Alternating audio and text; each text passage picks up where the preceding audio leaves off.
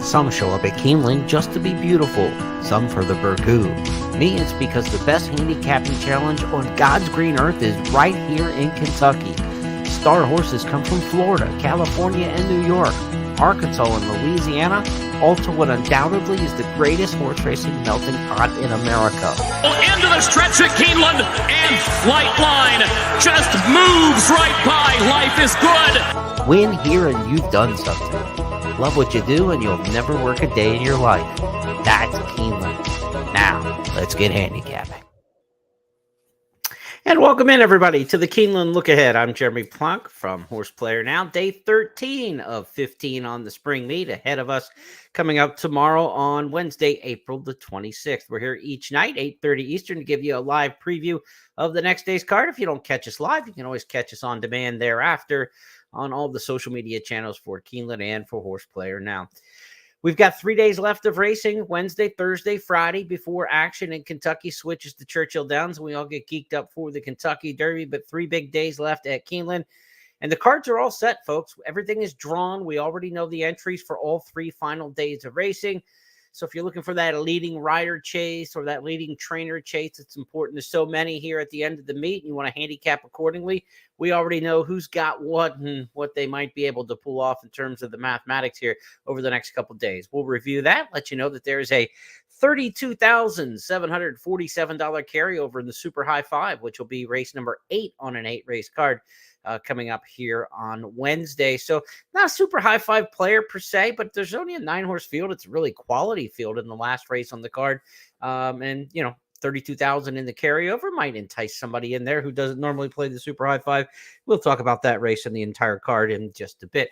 As we mentioned, the entries are set for the final 3 days of racing. 8-race card on Wednesday, 9 on Thursday, 10 on Friday to wrap it up. Friday's card includes the Bewitched Stakes, and that's a good one. Warlike Goddess and Temple City Terror match up. A couple local stakes winners. Warlike Goddess, one of my favorite horses in training right now. Can't wait to see her seasonal return for trainer Bill Mott. Should be a great one in the Bewitched Stakes. Closing day feature coming up on Friday. Let's talk the jockey and trainer races here that are important to the horsemen, but as gamblers, you kind of see who's stocking up and trying to stuff the box here at the end and try to win a title. As far as the jockeys go, we've got really a 3-way race at the top. Tyler Gaffleone's got 17 after a big 4-win day over the weekend. Luis Saez has got 14 wins. Irad Ortiz at 12. Other note among the riders, Brian Hernandez Jr. having a really good meet. 9 wins. The average winner for Hernandez is paid $17.80. Just a really big-time payoffs there on the Brian Hernandez horses, and he's bringing in some prices. Highest ROI in the meet, back in Brian Hernandez. And how about Luis Saez? He's got 14 wins at the meet. 7 of them are with favorites, and you say, well, geez, he's riding a lot of good horses. He's only ridden 8 favorites. He's 7 for 8 aboard favorites this meet. So when Luis Saez gets the right horse, he's giving him the right ride, and he's getting things done. I like to say a lot of times jockeys are like gymnasts, where you start with a perfect 10, and then mistakes you make along the way deduct from your score. A good ride on the best horse gets that horse to the wire on top. It's the mistakes along the way that the bad riders or the inexperienced riders or the impatient riders make that make each performance of a horse lessen a little bit as they go. So Saez making no mistakes, 7 for 8 aboard favorites at the meet. Really strong. Now, in terms of the trainer standings, this one's tight. Wesley Ward's got 10, Brad Cox 9, Brendan Walsh 7's had a tremendous meet. Shug McGahe's only got 5, but they're all on the turf. Shug's 5 for 10 on the grass. I think that's a good note, like we mentioned with Hernandez. They're not going to win any titles, but what a meet for Brian Hernandez in the saddle as far as value. What a meet for Shug McGahee, 5 for 10 on the grass for his trainees. Now, Wesley Ward has the upper hand by 1 win going into closing weekend, but he absolutely has the upper hand in the entry box. He's got entries in 5 races on this Wednesday card that we're going to preview in just a moment.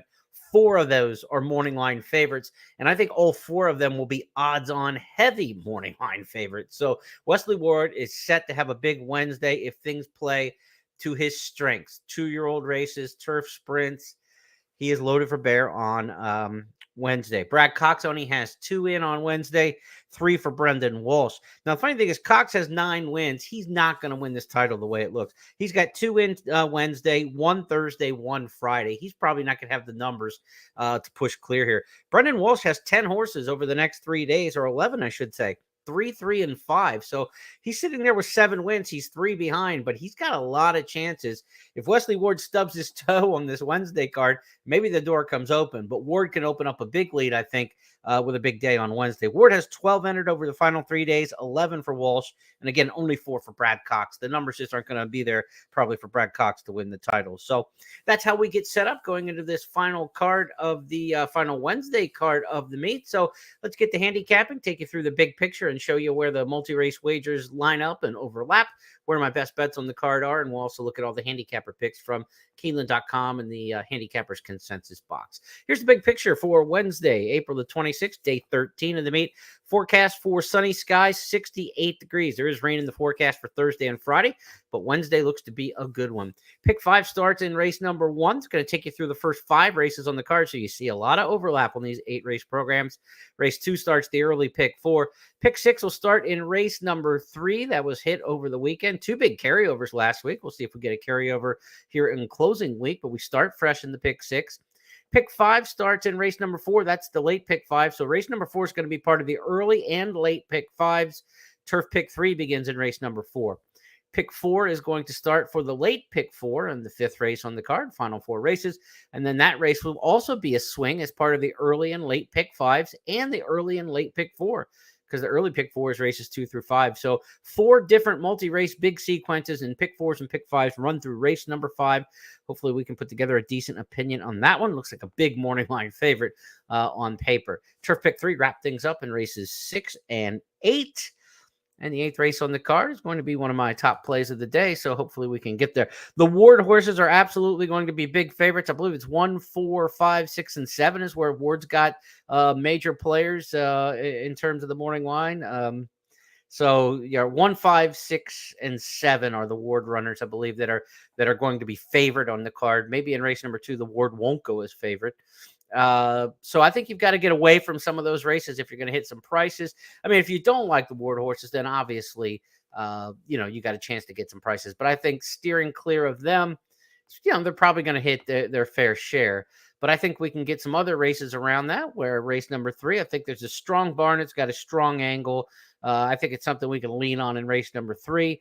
In the 7th race, there's a barn that's new to Keeneland, but certainly not new to high percentage training, and is able to pull Irad Ortiz in. That's Jonathan Wong. He's had a really good meet from Northern California. He's had some horses at Turfway over the winter, of course, and Northern California base, but the Jonathan Wong barn gets Irad Ortiz up in race 7. I think that's a good looking angle there. And in the 8th race, we've got 1.5 miles on the turf. That's that carryover race for the Super High 5. I've got one in there. I just think bring on the distance. You can't run far enough to satisfy my pick, I think, in race number 8. So I'm looking forward to that one. There's a potential key then if you're looking to play the Super High 5. Let's get into the action with the handicapper selectors box for Wednesday's card. You're going to see a lot of common agreement on this program. Look, there are at least 4 or 5 odds-on favorites on this program that are going to be very short prices, and they're not bad favorites. I mean, these are legitimate places where Wesley Ward completely crushes it. Speaking of which, race number 1, right off the bat, Blue Eyed Soul, everybody's top choice in here. This one for Wesley Ward by No Nay Never. 2-year-old filly here. We're talking the Baby Dashes. Ward's won 4 of the 5 offered so far this meet. His horses are running. This one's well-bred. No Nay Never was a 2-year-old winner here at Keeneland. Has sired 2-year-old winners here at Keeneland. Bullet workouts. Blue Eyed Soul, top pick all the way across. And if you want to get creative with somebody else in here, there's nobody to me that just kind of like stands out and says, I've got to go this direction. Otherwise, the 3 Core Kinetic looks decent on the works, training on the synthetic, on the training track at Keeneland, and on the dirt by Nyquist. So you figure this horse could win early. And Luis Mendez has not had any success so far this meet with his 2-year-olds, but in the past, he's had a little success here at Keeneland and, of course, in Southern California with his 2-year-olds. So we'll see here with Core Kinetic. Exotic Cruiser or Express Cruiser, the 9, a little bit of a price play in there. Fausto Gutierrez brings this one up from Florida, and I think by Catalina Cruiser out of a closing argument mare, there's a chance to be quick, and we're sprinting and dashing here, first out, of course, so you got to be quick. Gutierrez's horses haven't won yet at the meet, but they've run well in a couple different starts. I think you'll get a good price, and don't mind the outside kind of draw in this race. So I've got a 2-3-9. Not a lot of action here early in the card, I think, amongst some of these big time favorites. So we're gonna have to be patient, and that's what it's all about. It's about patience. And if the race doesn't give you what you're looking for, then wait. That's the key. Is don't force things. Your next bet is not the next best horse in the race at the best price. It's the next horse you have a good opinion of at the right price. So if you get a race and you say, I just don't want to play this favorite because he's too short of a price, I'll go to the next horse. If you think the favorite's going to win a race, don't go to the next horse. Just wait for the next race where the prices come back to you. And again, as I've said on this program before, is, if you're a $100 player and you average $10 per bet, if you don't bet the first couple of races, then by the third race, you've got $30 of your budget to work with because you didn't spend it on races 1 and 2. So be patient. This card is going to test your patience. I think there's a lot of heavy favorites and ones that, frankly, I won't take a big stand against in a lot of the situations. But one where, we think we can get a little bit of a price might be here in race number 2. So let's go to that. And race number 2 on the card is a 5.5 furlong maiden special turf sprint. We don't get these very often for the older horses. These are 3s and up. Wesley Ward's got the 3 in here. Alibi Ike. I'm going to Ward. Nobody else is really too high on Wesley's runner in here. Kim Nelson also has that one on top, but a couple don't even use it all. And so I'm going to give Wesley the shot in here. I don't like a whole lot in the race. The horses run on the turf once at Saratoga, showed some speed and backed up back then. Second off the layoff, if you will, did run once at Turfway in February. But I love the power posts. These post 3, 4, and 5. They've got a couple big wins at the meet and doing very well at the meet with the 3, 4, 5 post in these big field turf sprints. You give me Wesley Ward and a power post, and I'm probably not going to think too much more about it. The 4 Devil's Red doesn't look like much. The 5 Monet Never certainly could give you a shot in here from a power post. I think this horse has a legitimate chance. So the 5's another one you want to give consideration to. The outside couple, though, I think you have to be aware of. The 12 Chargings, Brad Cox. This one turned back from a mile. I like the candy rides on any surface here, but the Smart Strike on the bottom certainly should handle the grass here at Keeneland. I don't know about the sprint distance after going a route, but this horse did show sprint speed on the main track. So charging from the outside certainly have to be respected. And the 11, Liquid Addiction. Liquid Addiction, you can't overlook what Brendan Walsh is putting on the track right now. Pretty much everything he's putting out is running. This is another by No Nay Never. We talked about No Nay Never being able to sire some young horses and was a win early type in his own right. Liquid Addiction gets Irad Ortiz to ride for Brendan Walsh. So the outside two, certainly a lot of respect. 3, 12, 11, and 5 are all horses, I think, that you could be using in the multi-race wagers. And again, race number 2 starts the early pick 4. Races 2 through 5 will be the early pick 4. It's also the second leg of the early pick 5. This is a race where I think you can use a few. Now, I think a lot of people are going to be in the same situation. So does this become a really playable early pick 4 or pick 5? Not as much for me today. I think you might want to look at something like the Keeneland Turf pick 3 for your multi-race wagers and the late pick 4 and late pick 5. I think some of these early races are going to be pretty heavy favorites and not a lot here. Like if you're spreading in the same race everybody else is spreading, like race 2 where you want to go 4 or 5 deep, there's going to be a lot of coverage of those horses because people are kind of singling in the same spots. So safest way to go through that race is 3, 12, 11, and 5. But again, I don't think you're going to get a ton of value by spreading in that particular situation and in these early race wagers. Let's go to the third, and this is my first of my key plays of the day. This horse is not the morning line favorite. He could end up favored. Number 1, Deputy Connect, 5-2 in the line. This is Brad Cox going a mile and a 16th with speed on the inside. The Oaklawn horses have run really well at this meet. Surprisingly so, too, because Oaklawn's still racing. It's not like the old days where Oaklawn ended Arkansas Derby weekend and there was a big influx of horses coming to Keeneland. There's still a lot of horses running in Hot Springs right now, but they've had a really good meet statistically, the Oaklawn horses here. And Deputy Connect for Brad Cox, I think is just going to be strong. A mile and a 16th races. We said it. Brad's had 3 or 4 wins already this meet at the mile and a 16th. Over the years, 31, 32% win rate, going a mile and a 16th here at Keeneland. Short stretch finish line. Those horses get that breath of air and burst at the top of the stretch when they turn from home, typically for Brad Cox. I think Deputy Connect from the inside breaks well, turns for home, looks good, finishes the job. I like this one off a big win last time out at Oaklawn. 5-2 in the line, not the morning line favorite. That goes, I believe, to the 3, Wolf County. Wolf County is a Kenny McPeak trainee who also comes from Oaklawn Park, has a little bit of speed. So kind of a similar profile. I'm just trusting the Cox horses at the mile and a 16th distance. Good mate for Brian Hernandez, of course, as we told you. He's riding the 3 Wolf Connect. So let's see what we have in the handicapper selector box across the way. Wolf County is the top pick for Tom and for Kim and Gabby. I've got Wolf County second behind Deputy Connect. Scott's going high heater. He's on a island of sorts. High heater, only mentioned by Gabby in the third spot. 15-1 in the morning line. So be sure to tune in to Today at Keeneland tomorrow morning with Scott and Gabby to get Scott's reasonings for high heater. That's probably his long shot play of the day, coming off a starter allowance race for Bob Hess, second time running back at the meet. So I like Deputy Connect, though. Inside pretty solidly. I hope Wolf County gets bet in here. I'd rather be blessed. The 2 will probably take some money with Irad Ortiz riding. So we need that. Leading jockey Gaff Leon's on the 6. So there might be just enough, there might be just enough other options in this race that we can hold that 2-1, 5-2 price on the one horse Deputy Connect. Now you talk multi-race wagers. I would single Deputy Connect if I'm playing the multi-race wagers here. And that's where you could be different than some other people, because it's probably not a horse everybody's going to lean on in single like they might the Ward horse in race number 1. So if you do that, you can get a lot of losing tickets to help pay for your winner, as others are kind of fishing 3-4 deep in your singling. So Deputy Connect for me, first key play of the day, comes up in race number 3. Really like that one a lot here on the opening card of closing week. Let's go to the 4th race on the card and see what we've got starting here. Race number 4 starts the middle or the late pick 5 today. No middle pick 5, just a late pick 5 starting in race number 4. It's also the first leg of the Keeneland Turf Pick 3. This is a 1 mile turf allowance. This is a good group in here. Exact Estimate is my choice. Chad Brown trains, and you've got Tyler Gaffleone riding this horse, coming off a nice win at Gulfstream. Buy Into Mischief. What a good meet Into Mischief's had on the grass. His grass horses are really, we always know the Into Mischiefs are the top sire here on the dirt at Keeneland since we went back to dirt racing. But the turf horses by Into Mischief are running through the wind this meet. So another Into Mischief there. Exact estimate 7-5 in the morning line. And again, just another deserving favorite on a card that has many of them. Exact Estimate picked first or second by all 5 handicappers in here. A couple other options, the 4 Jewelstone and the 2 Gamer from Tom and from Gabby.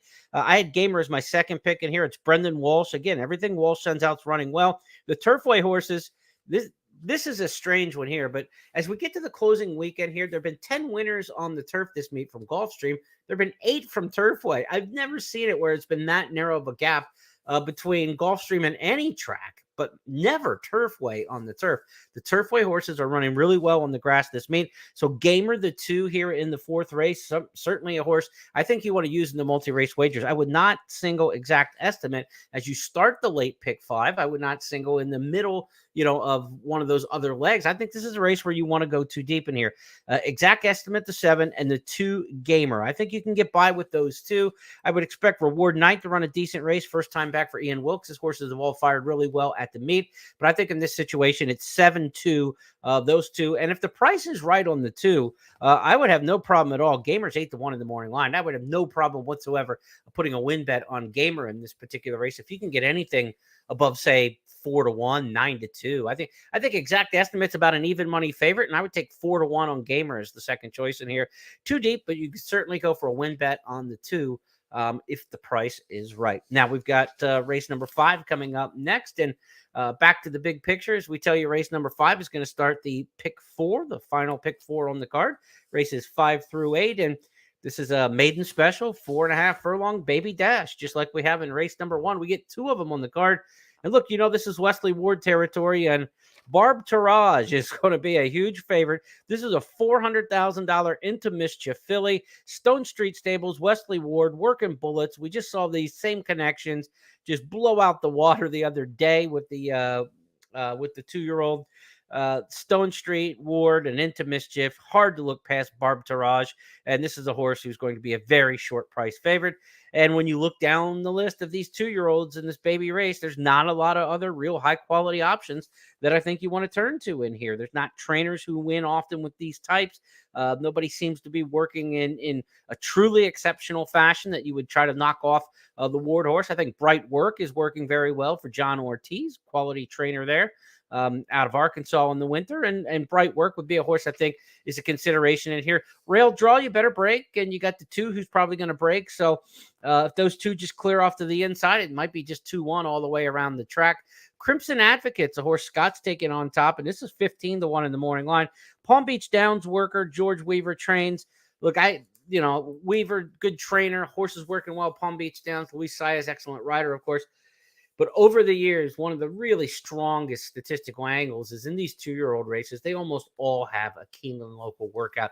You rarely see a horse win first out here at Keeneland coming off like works at Palm Beach Downs like this. So while the 7 Crimson Advocate might be really sharp, I would just demand a race over the track. But for Scott taking this horse at 15-1, I got no problem with that. If you want to play a horse at 15-1 and say maybe he can buck the trend and get over the track, 15-1 is the right price to do so. But to take a price like that, say this horse goes off 4-1, I don't think it's worth it based on the statistics. So price sensitive, you're always price sensitive to all your picks. But in Crimson Advocate's case here in race number 5, I would definitely want a fair price. 15-1 in the morning line certainly would be that. So keep an eye on the tote, see what Scott's reasoning is. Maybe there's some information that he has on today at Keeneland tomorrow at 11:30 that can give you a little more. And of course, on the simulcast feed, he'll be updating his picks and analysis throughout the day. So curious to see what he has to say there. But for me, Barb Taraj, short price, the 1 Bright Work. This is just a single, this multi-race wagers, and Ward should just keep the beat going, I would think, in race number 5. Let's go to the 6th on the card next up, and this is going to start the Keeneland Turf Pick 3. And in this Keeneland Turf Pick 3 race number 6, we've got turf sprinters, and we've got one of the best turf sprinters to run through Keeneland in a couple years. He's a multiple stakes winner. He's back for his 9-year-old season now, I believe it is. He's been around forever, 9-year-old, Bound for Nowhere. He'll be number 9. Let's go back to one of his signature wins here at Keeneland. We got to go in the Wayback Machine to find this one. I think I've got it in here somewhere. Where did I have that? I do not have it. Yeah, here we go. Bound for Nowhere. I believe this is from 2018 or 2019. Long shot, Latent Revenge, leading Bound for Nowhere by 2.5 lengths off the turn. A gap of 2 more back to Loose on the Town third. Buchero fourth. Will Call is in fifth. Commute is a wide sixth and trying to get going on the outside. Here's Bound for Nowhere coming after Latent Revenge. And Bound for Nowhere runs by for the lead. Buchero goes to third. Bound for Nowhere opening up by 5 lengths in deep stretch for Julio Garcia. Bound for Nowhere to win the Shakertown. And then it was Buchero who was under the line in second in 1 minute 3 3/5 seconds. So, 2018, you go in the Wayback Machine 5 seasons ago, winning the Shakertown, 2-time winner of the Shakertown. Bound for Nowhere will be making his first start since October of last year. Son of the Factor for Wesley Ward, a 3-time winner over this turf course, one of the best turf sprinters going here, 2-time winner of the Shakertown. He won that in 18. He won it in 21 3 years later. And here he is at the ripe age of 9. I see no reason why, based on his works, his past form. He usually comes back running off of layoffs. He won that Shakertown in 2021. In April when he hadn't run since the previous July at Keeneland. So he can run fresh off the bench. Again, 2-5 in the morning line. This is another very short price favorite and one that, frankly, I just think will lay over the field. The horse he may have to worry about is his own stablemate, Infinite. Wesley Ward sends that one out. A winner here over the turf course last spring in a good time, and another lightly raced horse who should come in fresh and fit the fire. So let's see if anybody's got any picks against Bound for Nowhere in here. Gabby's going to take the shot. She's on an island with number 4, Our Shot. So want to see what her rationale is on that. John Terranova trains this one. A horse who's won on the turf at Pimlico last year on Preakness weekend. Last time out, won on the main track at Tampa Bay Downs. So we'll see if John Terranova's got Our Shot in a good spot. No big deal in the post positions in this race. Again, we're only looking at a field of 9. You start to see things level out a lot. When it comes to those turf sprint post positions, it's the big field where the post is so important and there's so much more traffic. In a field of 9 like this, there's enough turf course to work with that these horses can kind of get their trip now. They're not on top of each other. And they're not all trying to cross over so much. So Bound for Nowhere from the outside, he's going to think this is a picnic in the 9 hole. I mean, geez, it seems like every time he ran at Keeneland, he was like in the 10, 11, 12. So outside post for him is probably probably a good thing, even if he breaks just a beat slow. You don't got a bunch of horses in front of him, but he'll get right up into the mix then. Even if he breaks slow, he came from ninth to win the Shakertown the one year, and a lot of times he just breaks right up to the front. So I don't think they're going to touch Bound for Nowhere in here. I want to see what Gabby thinks about Our Shot, though, on tomorrow's program. So we'll listen in for that. But again, I just think this is another short price favorite, and one I don't think you want to go against. And I'm an old Kenny Rogers fan, I'll tell you that. So Bound for Nowhere, the opening line, right? On a warm summer's evening, on a train bound for nowhere. You can't go against that, can you, folks? Let's move on here from Bound from Nowhere to the seventh race on the card. Seventh race is a non-winners of 2 lifetime. This is one where I talked a little bit earlier about. This is a horse, Gold Luck, that I like in here at a nice price, because it's a hot new outfit for Keeneland. 3 wins from 8 starters for Jonathan Wong, who hasn't had many horses here at Keeneland over the years. This is definitely the most involved he's been in the meet at Keeneland. Northern California trainers know he's a high percentage outfit there at Golden Gate Fields, and you're not surprised to see him win at a high rate. You're just surprised to see it happen at Keeneland because he hasn't been here before. Now, you look at Irad Ortiz getting the call on this one, and you start to say, wow, they're taking notice to the Jonathan Wong horses when a top pilot like Irad Ortiz is going to get the call. Their first pairing of the meet. He's going to ride Gold Luck. Gold Luck is a horse fresh off the claim, but Gold Luck has run here at Keeneland one time and ran poorly. This is a different story now. You know, this horse was in an allowance race back then. Now it's for the new barn, new jock, and blinkers on. So I'm going to give a mulligan to the bad race from Gold Luck last year here at Keeneland. But a lot of folks are seeing the same thing. Gabby's on Gold Luck. Scott's on Gold Luck. I'm on Gold Luck. We're not getting 6-1, folks. I mean, you can kind of see that and say, you know, the morning line is going to be a little high there, and this horse is going to drop. Dog Red, 3-1. One Giant Leap is 6-5 in the morning line for Wesley Ward. And this is one where, you know, this is like the 4th Ward big favorite. I've got One Giant Leap second, and everybody's got One Giant Leap second. This tells me a little something. When you see all the public handicappers pick the same horse second, because I get into the same rut myself as a public handicapper, sometimes you just don't want to pick a horse on top. You're looking to get cute, and you're looking to beat them for a reason. You know, it's like, I just don't trust this particular horse, so I'm going to go for somebody else. I'm going to get cute. The horse may still be the best one, and we're all just trying to do the same thing. You can see it. Look across the way. Every single person's got the 5-pick second. That horse is 6-5 in the morning line. We're all looking at it and saying, okay, this horse is probably best, but we're kind of holding our nose at 6-5 and saying, I can't take 6-5 on that one. Coming off the maiden claiming win at Turfway Park last out.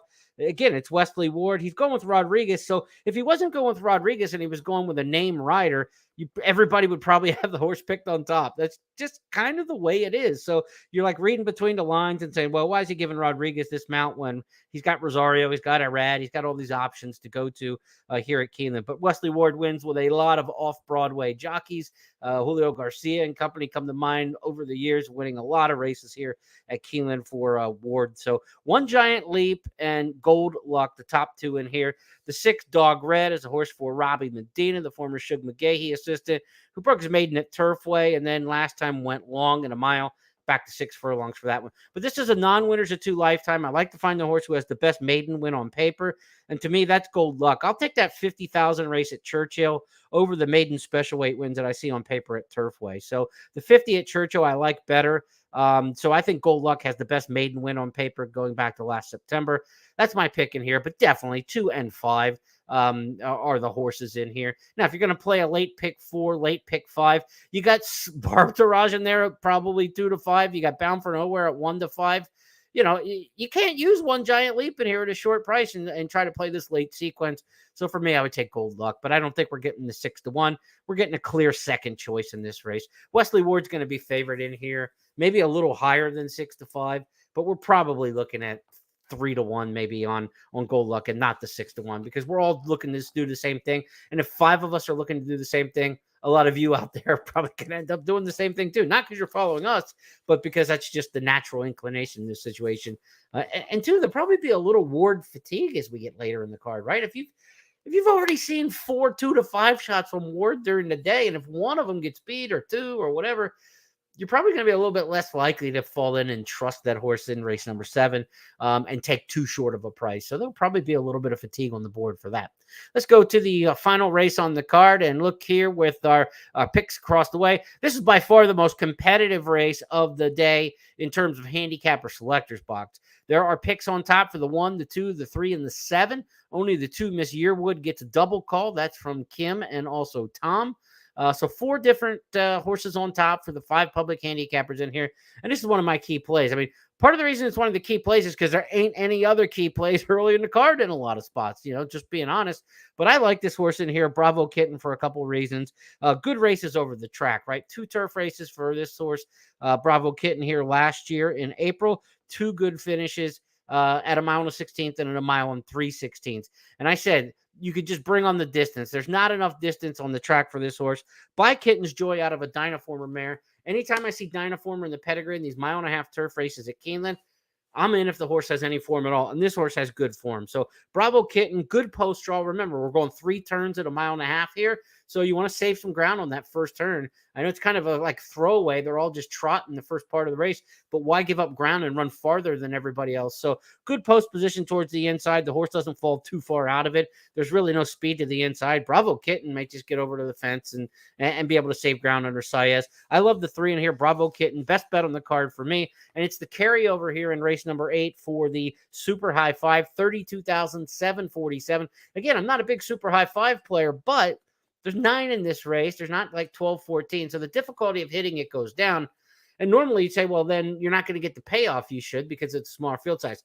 Totally true. But at least with the carryover, you're going to get a little bit more of that back now because there's 32,000 in there seeding the pool that's going to pay the winners.